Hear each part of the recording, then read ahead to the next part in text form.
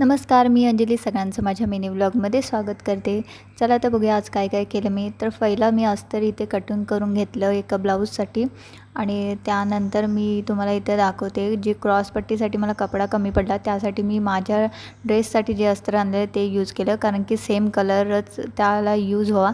दुसरा कलर लावला तर फिनिशिंग येत नाही, त्यामुळे मी सेम कलर यूज केला इथे माझ्या ड्रेसचा अस्तर. त्यानंतर अनुला स्कूलमधून आणला आणि आज मॅडमनं स्कूलचा युनिफॉर्म भेटला होता, तर खूप खुश होती ती. थोडासा मोठा झाला होता तो मी फोल्ड करून घेणार होते. त्यानंतर तुम्ही इथे बघू शकता तो ब्लाऊज मी इथे शिवला आहे.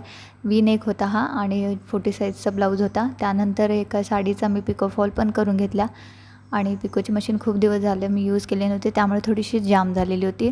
आणि त्यानंतर मी इथे पिको करून झाल्यावर फॉल लावणार होते. तुम्ही बघा मी फॉल कसा लावला आहे. तर मी टीप खूप बारीक घेते पिकोसाठी, कारण की फॉल जर तुम्ही वॉश केला तर तो निघू नये. मग कसा वाटला व्हिडिओ माझा नक्की सांगा. थँक्यू.